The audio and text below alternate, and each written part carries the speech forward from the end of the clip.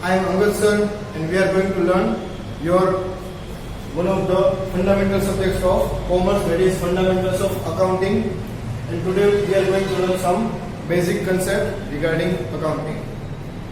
So first of all, what we have to learn is what is the difference between accounts and accounting. Account is the basic and unitary element of the account, while accounting, as you see, it is ended with the suffix ing. It means it is a process. Accounting is the process which consists several other processes by which we can derive the definition of accounting. Okay, so accounting is the process which consists several processes, which are, first process is recording, another one is classifying, next one is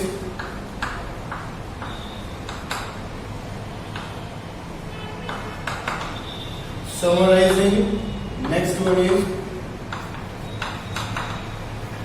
analyzing, then after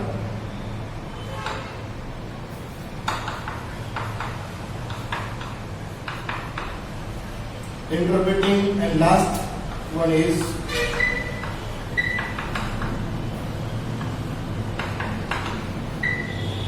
communicating.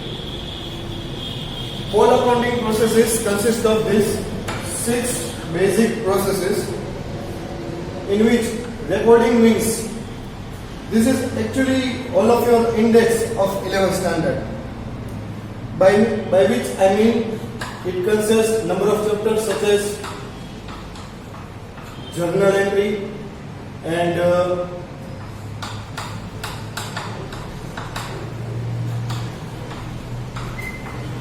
subsidiary books. These processes consist of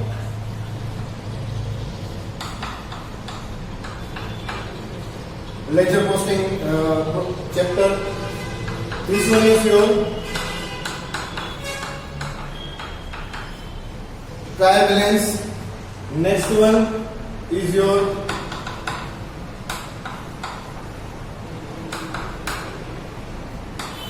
final accounts. This is your 12th chapter. Here it is your 11th chapters, 11th syllabus is completed. Then after it is these 2 processes from the syllabus of 12th. This one is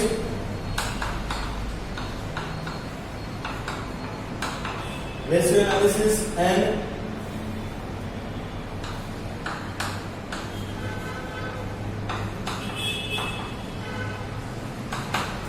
cash flow statement, and communication is the printing of final account and ratio analysis, cash flow statement, and publishing in the format of book, which we can find from the market of several companies like so what is the definition of accounting? That is, accounting is the process which include several other processes, which are recording, classifying, summarizing, analyzing, interpreting, and communicating the result thereof. Means whatever the result may come of this 5 early process, we have to communicate all that result with the several parties like general public, government,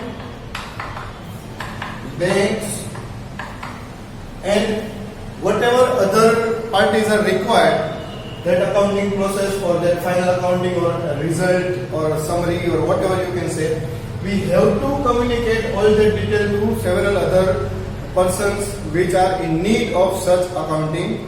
Okay, you can also provide this information to your investors, by which you can find new investment in your company, and so on. These are n number of parties by which we can grow our business more and more.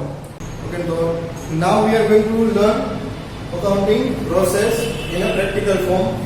તો practically જ્યારે તમે accounting કરતા હોય ત્યારે કઈ process આપણે ધ્યાનમાં લેવાની થાય તો એના માટેના સ્ટેપ્સ છે. First point is the voucher. What does it mean by voucher? Voucher તમે આ વર્ડ સાંભળેલો છે બિલ, બરાબર? ઘણીવાર બિલ ઉપર લખેલું હોય ક્રેડિટ બિલ, કેશ બિલ. તો આ બધા બિલ છે એ વાઉચરનો એક ટાઈપ છે. આ વાઉચરના ટાઈપ ઉપરથી આપણે જાણી શકીએ કે આ ખાલી એક્સપેન્સ ટાઈપના વાઉચર છે, બરાબર? આવી રીતના ઇન્કમના પણ ઘણા વાઉચર હોઈ શકે, જેને તમે કીધું રિસિપ્ટ્સ. રિસિપ્ટ છે એ બધી ઇન્કમ માટેની હોય છે. તમારી જેટલી ઇન્કમ છે એટલી તમારે રિસિપ્ટ ઇશ્યુ કરવી પડે. તો આ વાઉચર છે, બિલ્સ છે, રિસિપ્ટ છે, આ બધાને ફાઇલ કરવામાં આવે અને આની ફાઇલ આખી ભેગી થાય અને એને કહેવાય વાઉચર ફાઇલ. અને આ દરેક વાઉચર એક ટ્રાન્ઝેક્શન છે. Each single voucher is called a transaction, બરાબર? પછી કેશ વાઉચર હોય તો કેશ ટ્રાન્ઝેક્શન, ક્રેડિટ વાઉચર હોય તો ક્રેડિટ ટ્રાન્ઝેક્શન. એ વાઉચર જોઈને ખબર પડે આપણને. તો first basic step is the voucher and next is the identification of transaction. મેં તમને કીધું એમ કેવું ટ્રાન્ઝેક્શન છે, કેશ ટ્રાન્ઝેક્શન છે, ક્રેડિટ ટ્રાન્ઝેક્શન છે, આપણા બિઝનેસને રિલેટેડ અત્યારનું ટ્રાન્ઝેક્શન છે, ફ્યુચરનું ટ્રાન્ઝેક્શન છે. તો એ આઈડેન્ટિફાઈ કરવું, that is second and foremost most important step. આમાં જો મિસ્ટેક થાય તો તમામ સ્ટેપમાં મિસ્ટેક થશે, બરાબર? This one is very much important step of whole accounting process. જેટલું તમે પ્રોપરલી આઈડેન્ટિફાઈ કરો, કેપિટલ નેચરનું છે, રેવન્યુ નેચરનું છે, ઓકે, આ બધા વર્ડિંગ્સ બોલું છું તમને ખ્યાલ નથી આવતો શું છે, કારણ કે આ દરેક નેક્સ્ટ લેક્ચરમાં આપણે વર્ડિંગ્સ ઇન ડિટેલ જોવાના છે, બરાબર? તો આઈડેન્ટિફિકેશન ઓફ ટ્રાન્ઝેક્શન આપણે ક્યારે ખબર પડશે? જ્યારે આપણે બેઝિક વોકેબ્યુલરી ઓફ અકાઉન્ટિંગ ભણી લેશું ત્યારે કેવી રીતના આઈડેન્ટિફાઈ કરવા એ આપણે ખબર પડશે. ઓકે, જેવું આઈડેન્ટિફાઈ થઈ જાય એટલે કે નેક્સ્ટ સ્ટેપ છે જર્નલ, જેને આપણે સબસિડરી બુક પણ કહીએ છીએ. સબસિડરી બુક્સ ટોટલ તમારે 8 આવે છે તમારા સિલેબસની અંદર, બરાબર? તો 8 સબસિડરી બુક્સ છે. એનું બેઝિક તમારી મેઇન તમારે ભણવાની આવે છે એ જર્નલ અને 4 બીજી book, purchase book, purchase return book, sales book, sales return book. આ ઇન ડિટેલ આવશે ભણવામાં અને એક આખું સેપરેટ ચેપ્ટર છે કેશ બુક, બરાબર? તો એક જર્નલનું ચેપ્ટર છે, 4 subsidiary book, purchase, purchase return, sales, sales return, આનું એક ભેગું ચેપ્ટર છે ને એક છે કેશ બુક, બરાબર? આ 3 ચેપ્ટર તમારે ખાલી સબસિડરી બુકના ચેપ્ટર છે, બરાબર? અને ઈ કમ્પ્લીટ કરશો એના પછી આવશે લેજર, આનું પણ એક સેપરેટ ચેપ્ટર છે, બરાબર? Vote to do while posting, posting process શું છે, બરાબર? એમાં અકાઉન્ટિંગમાં શું ઇમ્પોર્ટન્સ છે, આપણે જે વાત કરી સમરી, સમરાઇઝિંગ પ્રોસેસ, તો એ લેજર પોસ્ટિંગ માંથી આખી વસ્તુ થશે, બરાબર? અને પછી જે ટ્રાય બેલેન્સ, લેજર ઉપરથી જ ટ્રાય બેલેન્સ બનશે, બરાબર? ને અહીંયા તમને ખબર પડશે ટ્રાય બેલેન્સ જેવી બની જશે, તમને ખબર પડશે અહીંયા તમે કાંઈ મિસ્ટેક કરી હોય આટલી પ્રોસેસની અંદર, બરાબર? આટલી પ્રોસેસની અંદર તમે કાંઈ પણ મિસ્ટેક કરી હોય તો એ ટ્રાય બેલેન્સ જેવી બનશે તો તમને ખબર પડી જશે કે મિસ્ટેક છે કે નહીં. Try balance is the corrective step, બરાબર? અહીંયા તમે કરેક્શન લઈ શકો કાંઈ પણ મિસ્ટેક હોય તો, અને એના બને જે કંઈ પણ મિસ્ટેક હોય એના બને એડજસ્ટમેન્ટ. ટ્રાય બેલેન્સ ને એડજસ્ટમેન્ટ બેને ભેગું કરો એ તમારું બને ફાઇનલ અકાઉન્ટ્સ, બરાબર? તો અહીંયા તમારી અકાઉન્ટિંગ પ્રોસેસ પ્રેક્ટિકલી પૂરી થઈ છે, બરાબર? આટલા સ્ટેપ તમારે ફોલો કરવા. Okay, now we are going to learn some of the terminology. First terminology is business transaction. Okay, why it is called business transaction and not only transaction? તો transaction છે ઘણા બધા ટાઈપના હોય. તમે ઇકોનોમિક્સમાં મળશો transaction are basically of two types, economic transaction and non economic transaction. What does it mean by economic transaction? Economic transactions are those in which money is involved, while non-economic are those in which money is not involved. We have to consider only the business transaction, that is also called economic transaction, in which money is involved. જે ટ્રાન્ઝેક્શનમાં money involve નથી એ transaction આપણે અકાઉન્ટિંગમાં કઈ જવાની જરૂર નથી.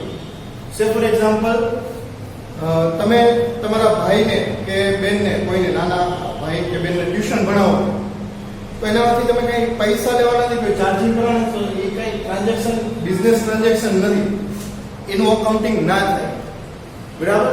પણ તમે કોઈ બીજાને સ્ટડી કરાવવા જાઓ છો ઘરે, કે તમારા ઘરે કોઈ આવે છે ભણવા માટે, આડોશી પડોશી છે કે કોઈ અજાણ્યા વ્યક્તિ છે કે જે તમારી પાસે ટ્યુશન લેવા આવે, તો એને માટે તમે ફી ચાર્જ કરશો તો આ તમે જે ફી ચાર્જ કરી that is called business transaction. તો આ ખાસ યાદ રાખવાનું છે. આમાં આપણે ઇકોનોમિક ટ્રાન્ઝેક્શન જ લેવાના છે. નોન ઇકોનોમિક ટ્રાન્ઝેક્શન કે બિઝનેસ ટ્રાન્ઝેક્શનની કેટેગરીમાં ક્યારે આવશે નહીં અને અકાઉન્ટિંગમાં પણ ક્યારે આવશે નહીં. ઓકે, ટ્રાન્ઝેક્શન મેળા તો સાથે સાથે હજી એક વસ્તુ ભણી લઈ, ઇવેન્ટ. સર ઇવેન્ટ એટલે શું તમને ખબર છે, પણ ના ઈ ઇવેન્ટની વાત નથી, કોઈ ફંક્શનની વાત નથી. એન્યુઅલ ફંક્શનને પણ ઇવેન્ટ કહેવાય તો એની વાત નથી. તો આ કયું ઇવેન્ટ છે? તો આ બિઝનેસ ઇવેન્ટની વાત છે. બિઝનેસ ટ્રાન્ઝેક્શનની જે અલ્ટિમેટ ઇફેક્ટ આવે એને કહેવાય ઇવેન્ટ. બરાબર, પાછું રિપીટ કરું છું, બિઝનેસ ટ્રાન્ઝેક્શનની જે અલ્ટિમેટ ઇફેક્ટ આવે એને કહેવાય ઇવેન્ટ. સે ફોર એક્ઝામ્પલ, તમે કોઈ વસ્તુ 10,000 માં પરચેસ કરી,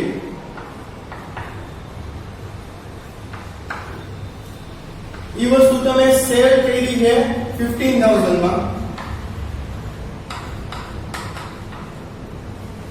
અને તમે વેજીસ પે કર્યું છે.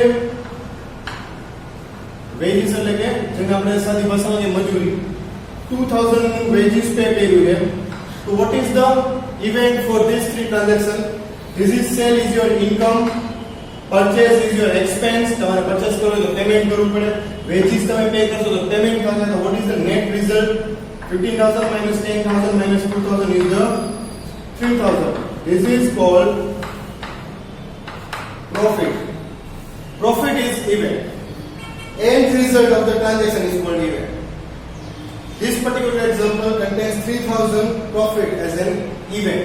તો ખ્યાલ આવે કે ઇવેન્ટ એટલે શું? ટ્રાન્ઝેક્શન નું, બિઝનેસ ટ્રાન્ઝેક્શન નું અલ્ટિમેટ રિઝલ્ટ છે એને કહેવાય ઇવેન્ટ.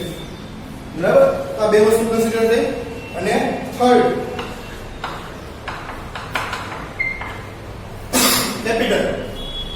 કેપિટલ છે ઈ આપણે મોસ્ટલી કેપિટલ છે એટલે ખબર છે મની, આપણે વાત કરતા હોય બિઝનેસ માટે તો એની વાત છે. ઓકે, અને તમે એક બહુ ફેમસ વર્ડ તમે સાંભળેલો હશે, investment. Yes, it is also cold money. પણ ઇન્વેસ્ટમેન્ટ બાય ઓનર, આ ખાસ ધ્યાન રાખજો. while it is called capital, you must think investment by owner. કારણ કે ઇન્વેસ્ટમેન્ટ તો કોઈ પણ વ્યક્તિ કરી શકે, બહારના વ્યક્તિ કરી શકે. બેંકે તમને લોન આપી, it is also one type of investment. બરાબર, એને તમારે ઇન્ટરેસ્ટ પે કરવું પડશે બેંકની લોન ઉપર. It is also an investment. બરાબર, તમારા ફ્રેન્ડને તમને કઈ પૈસા આપ્યા બિઝનેસ કરવા માટે તો ઇટ ઇઝ ઓલસો ઇન્વેસ્ટમેન્ટ. પણ એ કેપિટલ નથી, એ બોરોઇંગ છે, એ લોન છે. કેપિટલ કોને કહેવાય? Investment by owner. આ ખાસ યાદ રાખવાનું છે. બરાબર, તો કેપિટલ ત્રણ ટર્મિનોલોજી અત્યારની યાદ રાખજો. બરાબર, ટેક્સ્ટ બુક તમારી પાસે અવેલેબલ હોય ન હોય, તમે ઓનલાઈન નીચે હું ડિસ્ક્રિપ્શન જે છે એની અંદર ટેક્સ્ટ બુકની લિંક મૂકેલી છે. 12th સ્ટાન્ડર્ડ 11th સ્ટાન્ડર્ડની ઇંગ્લિશ મીડિયમની બુકની બધી બુક્સ એમાં મળી જશે. તો ડિસ્ક્રિપ્શનમાં લિંક ચેક કરી લેજો અને તમને બધી બુક્સ જે કોમર્સની તમારે રિક્વાયર્ડ છે એ બધી પીડીએફમાં ડાઉનલોડેબલ કન્ડિશનમાં મળી જશે. અને તમે એમાં ખાસ બિઝનેસ ટર્મિનોલોજી જે છે, સોરી આ ટર્મિનોલોજી ઓફ અકાઉન્ટિંગ છે, પહેલા ચેપ્ટરનો જ પાર્ટ છે. આપણે પહેલું ચેપ્ટર જ અત્યારે કરી રહ્યા છીએ, તો એનું 3 ટર્મિનોલોજી ખાસ રીડ કરજો. અને એમાં આ 3 વસ્તુમાંથી કંઈ ડાઉટ હોય તો તમે મને કમેન્ટમાં જણાવી શકો છો. બરાબર, અને આપણી આ સ્કૂલની ઓસમ પાઠક સ્કૂલની ચેનલને લાઈક કરજો, શેર કરજો. ઘણા બધા સ્ટુડન્ટ્સને આનો બેનિફિટ મળે. સાવ ફ્રી ઓફ કોસ્ટ એજ્યુકેશન છે, તો બધાને આનો તમારા ફ્રેન્ડ્સને, ફેમિલી મેમ્બર્સને પણ અને સજેસ્ટ કરજો, શેર કરજો એ લોકો સાથે પણ. અને તમે ખાસ સબસ્ક્રાઇબ કરજો. Thank you for today.